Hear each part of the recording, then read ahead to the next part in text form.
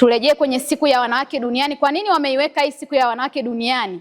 Hii siku imewekwa kwa miongo maalum kwa ajili ya kuifahamisha dunia umuhimu wa mwanamke kwenye jamii. Lakini sio tu umuhimu kwenye jamii. Huko nyuma ukiangalia kwenye historia tunasoma wanawake walikuwa wanawekwa pembeni katika mambo mbalimbali, wanaonekana kama vile hawawezi. Lakini ikawekwa hii siku kwa ajili ya kukumbusha nini mwanamke anatakiwa kupewa kipaumbele ili kumweka katika hali ya usalama yeye mwenyewe na kujaliwa katika mambo mbalimbali. Mambo mbalimbali ni pamoja na wewe mwanamke kutambua nafasi yako kwenye jamii. Unatambuaje nafasi yako kwenye jamii? Mfano, wewe uko hapa chuo. Kama umekuja tu umesukumwa na mzazi, mimi nikupe pole. Unajua kwa nini nakupa pole? Unajua kwa nini nakupa pole? Kwa sababu kama umesukumwa na mzazi haujui wewe wajibu wako au nafasi yako kwenye jamii, mzazi tu amekusukuma, ina maana hauna malengo wala hauna future. Ni kuamshe leo, amka, dunia inakusubiri ufanye mabadiliko. Sawa? Dunia inafanyaje? Nifanye nini? Mabadiliko yanaanzia kwako wewe mwanamke. Yaani wewe mwanamke tukiangalia tatu mama yetu Samia, Mheshimiwa Rais, yule ni mwanamke, lakini kuna vitu amefanya mpaka akafika pale.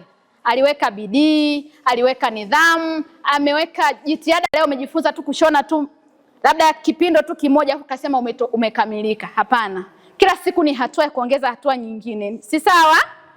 Labda kitu cha kwanza wewe kama binti unapaswa kujua thamani yako. Thamani yako ni nini kama binti? Tunasema unaweza kujitambua na kujithamini kwamba wewe ni nani kwenye hii jamii, wala haujidharau. Bidii zako na wewe kujipanga kwako ndio kutakufanya ufike kwenye lengo. Unawezekana mtu akawa umeme lakini sio mtu wa kuchacharika, hajui vitu, hata tu kubadilisha taa pale hawezi. Huyo hatutegemei kuwa mwalimu mzuri wala fundi mzuri, si ndio? Lakini pia unakuwa na malengo ya maisha. Kama ambavyo nilitoa mfano wa Tabitha, alikuwa fundi mshonaji lakini alikuwa analiliwa na watu wengi kwa sababu alikuwa na bidii. Aliweza kuelimisha jamii na jamii ikawa inammisi katika mambo yake baada ya kufa. Maamuzi sahihi ni yapi? Daktari alisema pale, moja ya vyanzo vinavyopelekea mimba za utotoni ni marafiki, magrupu, watu naoambatana nao, lakini pia akasema ni umaskini. Umeelewa eh?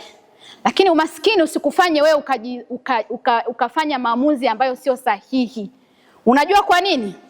Uwe na uwezo wa kuvumilia situation unayopitia sasa kwa sababu kesho yako sio leo. Si ndio?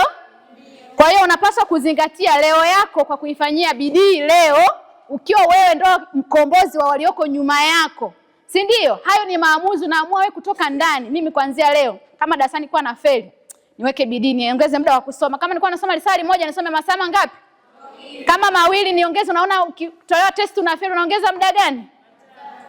Kwa hiyo kwenye maamuzi sahihi ni kama hayo, kuepuka magrupu hayo ambayo sio sahihi yanakupelekea wewe usiweze kufika ndoto zako. Unakuepo tu hapo wewe unasindikiza wenzako. Kwa jina naitwa Rewida Julius, ni mwanafunzi wa chuo cha VETA Mwanza, nasoma fani ya bomba mwaka wa pili, lakini pia ni waziri mkuu wa serikali ya wanafunzi katika chuo hiki cha VETA Mwanza.